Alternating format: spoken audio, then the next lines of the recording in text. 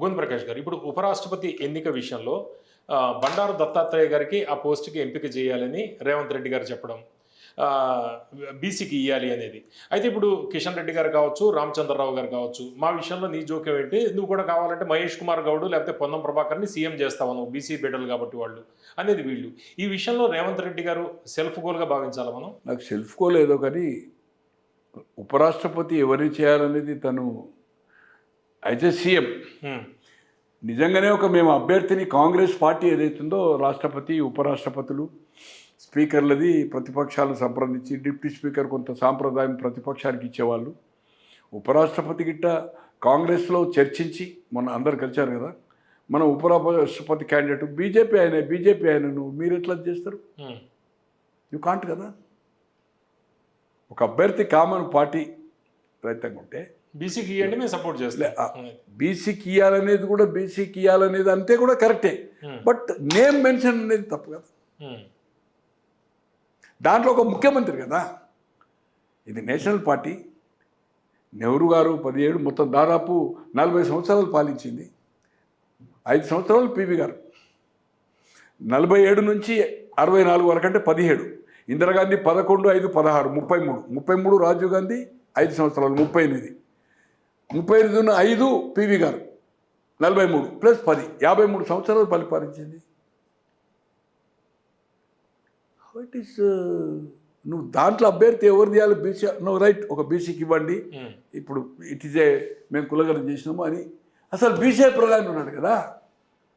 More than 50 ఇన్ని సంవత్సరాలు పరిపాలించి 53 సంవత్సరాలు అసలు బీసీ ప్రధాని ఉన్నాడా లేదా? కన్వర్టెడ్ బీసీ ఎవరు కన్వర్ట్ వాళ్ళని బీసీగా పరిగణించినా లేదా? నువ్వు ఆల్రెడీ గవర్నమెంట్ కమిషనేసే చేసింది కదా. ఇక్కడ మైనార్టీలను కూడా నువ్వు బీసీ మైనార్టీలు అన్నావు కదా, దూదేకులు ఇవి ఉంటాయి కదా కొంతమంది. సో అది ఏది అన్నా కూడా ఇవాళ ఇప్పుడు ఏమైంది దానికి? నువ్వు మోడీ గారిని అది చేసినావు. మోడీ ఏదైతుంది అలా రాహుల్ గాంధీ గారిని ఏం కులం చెప్పు అని అంటారు. Right, okay, okay, right, okay, ఏం చెప్తారు ఈ సంగతి అనేది నాకు గౌరవం. వాళ్ళు నేనైతే బ్రాహ్మణులు అంట, వేరేతో డిఫర్ కావచ్చు. నేను కానీ మేనకాంతో క్లోజ్ స్టిల్ ఈ ఇష్యూ మీద కూడా నేను డిస్కషన్ అయింది. నేను ఒక మిత్రుని సంగతి చెప్పా, నేషనల్ మిత్రుడు.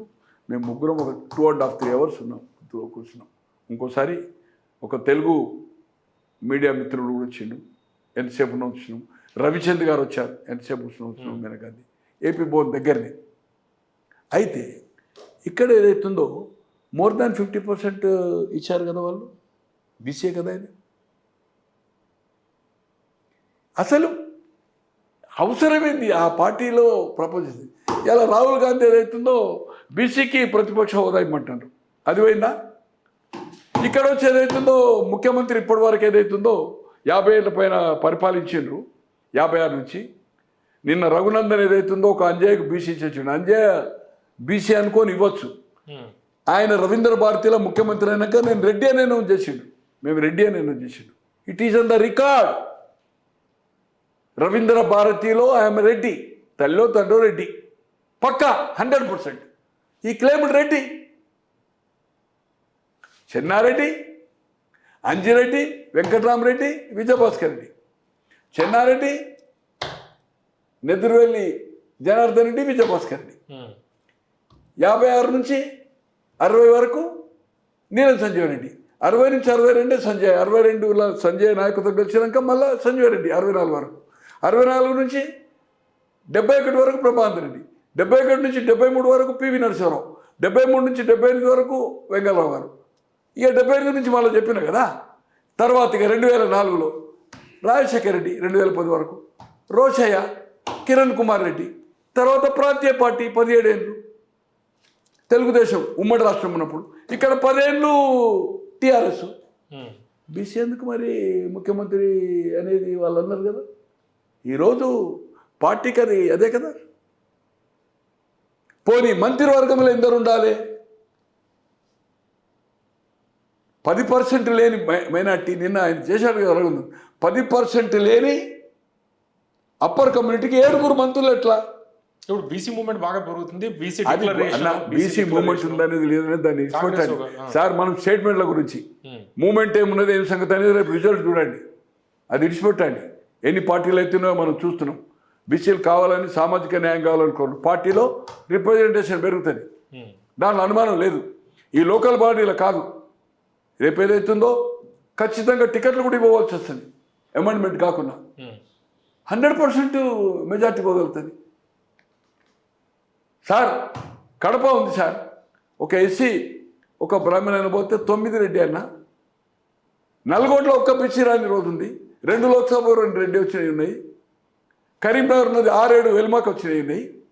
పార్లమెంట్ లోక్సభ వెల్మనే, ఎమ్మెల్సీ కూడా వెల్మనే. అంటే ఒక సంగతి చెప్తున్నాను మీకు. ఇప్పుడు వెంగళరావు గారు ఇక్కడ మన చీఫ్ మినిస్టర్, వాళ్ళ బ్రదర్ వచ్చి కొండలరావు గారు వచ్చి లోక్సభ 70 ఏళ్ళ. ఎట్లా సార్ ఇది?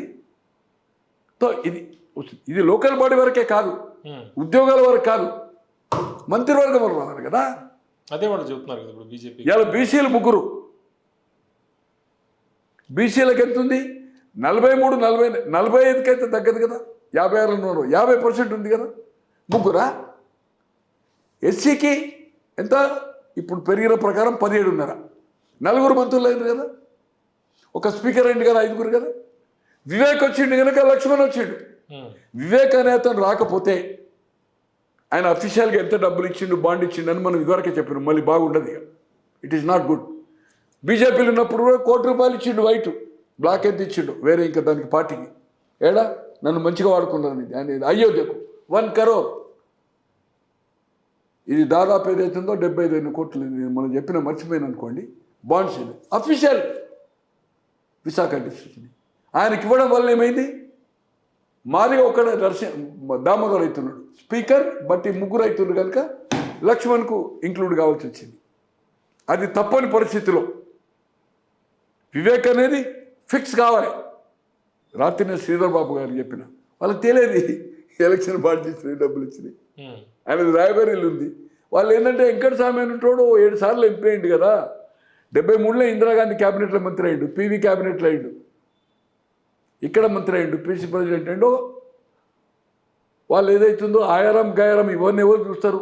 అంటే బీసీలు ఓన్ చేసుకోవడానికే ఈయన తెర మీదకి తీసుకొచ్చాడు దత్తాత్రేయ, ఇది రేవంత్. ఓన్ అంటే అది లాభం జరుగుతుందని టాక్ లేదు. వాళ్ళు అటాక్ చేస్తే నువ్వేం చెప్పలేకపోయినావు కదా. వాళ్ళు ఏమంటున్నారు? అపోజిషన్ లీడర్ అంటున్నారు రాహుల్ గాంధీని. రాహుల్ గాంధీ ఏం కమ్యూనిటీ అంటున్నారు నువ్వు మోడీని ప్రశ్నించినందుకు. ఇక్కడనేమో నువ్వు దిగిపో, ఇప్పటి వరకు బీసీ కాలే కదా అని ఒకరు ఇస్తున్నారు. క్యాబినెట్లో పెంచుంటారు. క్యాబినెట్లో ఏదైతుందో నువ్వు పెంచాలి కదా, 10 మంది కావాలి కదా, 7 ఉంటే. ఇప్పుడే నేను పొద్దున చూసిన ఎవరు రఘునందన్ గారిది. తర్వాత మన మహేష్ గౌడ్ పొన్నంలోనే ఇది రామచంద్రరావు గారు ఇచ్చిండు. జ్యోతిలో మన ఒక ఫస్ట్ పేజ్ పేపర్ ఏది ఇద్దట్లో ఎవరినో ముఖ్యమంత్రి చేయమని. రేపు అవుతుంది కదన్న డిమాండ్, ఇది మూమెంటం అవుతుంది కదా. రేపు ఇంకా 3 చేర్చాలి, కాంబినేషన్ కలిసలేదు. అక్కడ సుదర్శన్ రెడ్డి ఆ జిల్లాలను నువ్వు అడ్జస్ట్ చేయాలనుకుంటున్నావు. మళ్ళీ రంగారెడ్డి హైదరాబాద్ కలిపి 3 రెడ్డిలు ఉన్నారు కదా. ఒక నగేష్ ఆయన ఎస్సీ షెడ్యూల్ కాస్ట్ కదా, నాగేందర్ పార్టీకి వాడు కాదు కదా. ఇప్పటికే పోటీ చేయడం అదేంటి, మంత్రి చేయాలంటే కష్టమవుతుంది కదా. గవర్నర్ ఒప్పుకోడు, అప్పుడు నరసింహన్ ఒప్పుకున్నాడు 2 జాగాలు. బట్ దే విల్ నాట్ రోల్స్లో ఎవరిది ఏముంది? Nagender is the BRS. How it is going to the మంత్రి ఒప్పుకోడు, గవర్నర్ ఒప్పుకోరు. ఇప్పుడు ఆర్డినెన్స్ ఏమంటేనే హోమ్ మినిస్ట్రీకి పంపిండు ఫైల్. ఇంతకుముందు ప్రెసిడెంట్ పంపిండి, ఇప్పుడు హోమ్ మినిస్ట్రీ అది ఏది హోమ్ డిపార్ట్మెంట్కి పంపిండు ఫైల్ ఏది ఇప్పుడున్న గవర్నర్. సో ఇది లాభం జరిగే కాంగ్రెస్ కాదు, ఇది నేను అనేది కాదు. పేరు చెప్పడం బాగుండదు. తన దగ్గర ఇంటెలిజెన్స్ వ్యవస్థ ఉంది. ఇలా ఎమ్మెల్యేలు ఉన్నారు, పార్టీ కార్యకర్తలు ఉన్నారు. ఇది పార్టీకి లాభం జరుగుతుందని చెప్పమనండి. ఏ విధంగా చెప్తాండి? దీని మీద ఒక ఒపీనియన్ తీసుకోమనండి. నీ పార్టీ వేగులతో ఒక సర్వేలో నీ ఇష్టం. ఆయన పేరేంది, సునీల్ కన్గోలా ఎవరు చేసి నేను ఆయనతో తీసుకోమనండి. తో ఇది తొందరపాటు చర్య ఏదైతుందో ఆ పార్టీలో మనకేంది అవసరం ఏంది కాంగ్రెస్ పార్టీకి? ఇప్పుడు రేపు ఏమిస్తారంటే బండారు దత్తాత్రేయ నా బిడ్డను కూడా అడ్మిషన్ ఇచ్చిందని మొన్న చెప్పిండు కదా ఆర్ఎస్ఎస్.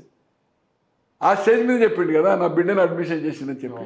అంటే వాళ్ళిద్దరు క్లోజ్నెస్ ఉంది కనుక ఇంకా ఆర్ఎస్ వాసన పోలేదో బీజేపీ వాసన ఏబీపీ పోలేదో అని అంటుంది. అది పార్టీకి డ్యామేజ్ అవుతుంది. అంటే ఒక ముఖ్యమంత్రిగా అపోజిషన్లో ఉన్నప్పుడు నీ అటాకు నీ పని ఈ డ్రైవ్ చేయడానికి నెంబర్ ఆఫ్ సీడీలు మీద చూస్తాను నేను, కొంత డిఫర్ అయినా కూడా కసి ఉంది, డ్రైవ్ చేయగలుగుతాడు. ఈజ్ ద ఓన్లీ పర్సన్ ఊపు తేయగలుగుతాడు. ఆయారం గాయారంలో వచ్చింది. ఈ ఆయారం ఎలా పొంగిలేటిని కానీ లేకపోతే తుమ్ములను ఎవరో కొన్ని వదులుకోకపోతే ఖమ్మంలో ఇంకో 2-3 సీట్లు వస్తుండే కదా టీఆర్ఎస్కు.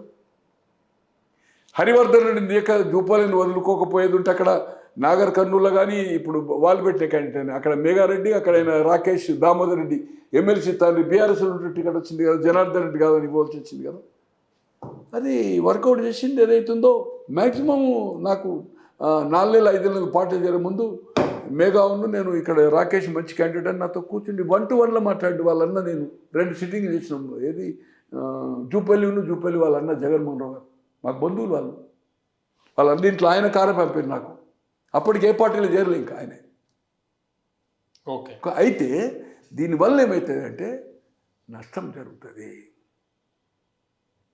ఒకటేమో ఇది ఫోన్ ట్యాపింగ్ క్లారిటీ ఇస్తాడు కదా. ఒక్క ఏబీ అనుకో నువ్వు ఇచ్చినావు, అంత గట్టిగా నో క్వశ్చన్ క్లారిటీ. బచ్చాగా కేటీఆర్ రా ప్రూఫీ. కౌశిక్ రెడ్డి అంటే ఏదో పూజా పోయింది చూడదు ఉరక. బట్ కేటీఆర్ను చేయాలి కాదు కదా. డైలీ వచ్చి నీకు పార్టీలో డిఫెండ్ చేసేవాళ్ళు కూడా అంత అదిగా మీరే డైరెక్ట్ చెప్పక చిట్చాడు స్పెక్యులేషన్లు చెప్పినాక సర్పంచ్ నుంచి సీఎం దాకా అన్ని రేవంతే అయిపోతాడు కాదు. ఇప్పుడు ఏమవుతుందంటే అది అదైతే లేదు, ఇక్కడ ఏదో జరిగిందనే అనుమానం వస్తుంది కదా. So it will be the damage. దీనివల్ల ఎగ్డే స్టెప్ డౌన్ అయ్యిండు. ఇది ఏదైతుందో అధికారులు చేసి ఉంటారు. ఫోన్ ట్యాపింగ్ కూడా ఏదైతుందో సీఎంది కావాలని కూడా వాళ్ళు ఏదైతుందో సీఎంది ఎందుకని అది డిఐజీ 50-50 ఛాన్స్. ఖచ్చితంగా రేవంత్ రెడ్డి గారిది కాకపోవడం సమస్య లేదు. అది ఈ రోజు కాకుండా రేపైనా. అధికారము ఎప్పుడు శాశ్వతం కాదు. నిజాలు ఈ రోజు కాకుండా రేపు బయటకి ఖచ్చితంగా వస్తాయి. ఇప్పుడు రాకపోవచ్చు, ఇప్పుడు దాచవచ్చు, నష్టం జరుగుతుంది. ఖచ్చితంగా ఏదైతుందో అధికారులు ఈయనకు తెలియకుండా చేసిండ్రు. ట్యాపింగ్ జరుగుతుంది, ఇప్పుడు స్టాప్ అవుతుంది. ట్యాపింగ్ ఉండే నేను వాసు గారు నాకు మంచి ఫ్రెండ్. వై షుడ్ ఆయనకు ఉండే సోర్స్ ఏదైతుందో ఒక సోర్సు రేవంత్ రెడ్డి గారు ఏదో ఒక మంత్రితో అని ఉంటారు. ఆ మంత్రి పోయే తిరిగిండు శ్రీధర్ బాబు గారు. సైడ్కి వెళ్ళిపోతున్నాను మనం, మళ్ళీ ట్యాపింగ్కి వెళ్ళిపోతుంది. బీసీ గురించి మాట్లాడు. ఏది కాదు, అదే బీసీ వినబయ్యా చెప్పింటారు. వాళ్ళు ఏదైతుందో నేను వింటున్నా, అన్నీ ఏమేమి మాట్లాడుతుండ్రో వింటున్నా అని చెప్పినాకనే ఓ మంత్రి పోయి కలిసిండు. ఆ మంత్రి ఫోన్ చేంజ్ చేసిండు. ఉత్తమ్ గారు చేంజ్ చేయలే. ముగ్గురు ఏదైతుందో కండెమ్ చేసిండ్రు. మాకు రేవంత్ రెడ్డి గారు 5 ఏళ్ళు నాకేం ముఖ్యమంత్రులు కాదు, మా ఫోన్ ట్యాపింగ్ అయితే లేదు. ఉత్తమ్ కుమార్ రెడ్డి గారు ఎందుకు కండెమ్ చేయలేదు? మీ కొలికే కదా, ఆయనకి ఎక్కడో అనుమానం ఉన్నట్టు కదా. అది క్లారిటీ చేయవలసిన అవసరం ఉంది కదా. ఎప్పుడు చేయాలి? నువ్వు వాళ్ళతోటి కాదు, ఓపెన్ అప్గా. ఇక్కడ అంటే ప్రజల్లో క్వశ్చన్ మార్క్ ఉంది. నేను అనుకోను కదా. అంటే 150 crores రేవంత్ రెడ్డి గారు ట్యాప్ చేయమన్నాడు, అధికారులు చేశారు. వాళ్ళు ఇక లాయలిస్టులు, ఇంటి మనుషుల కంటే భార్య బిడ్డలు కొడుకుల కంటే అంత పనిచేస్తారు. ఐ నో, నేను అందరూ డిఐజీలతో అనుబంధంగా ఉన్నా. డైలీ అటాచ్ ఉంటుంది వాళ్ళకు. అటువంటి వాళ్ళే పెట్టుకుంటారు. ఆ ఒక్క చీఫ్ మినిస్టర్ తప్పితే పొలిటికల్ ఇంకెవరికి చెప్పరు వాళ్ళు. They will not tell, disclose అసలే చేయరు. హోమ్ మినిస్ట్రీ చేయరు, డీజీపీ చేయరు, వాళ్ళ ఫ్రెండ్స్కి షేర్ చేయరు. Right, okay.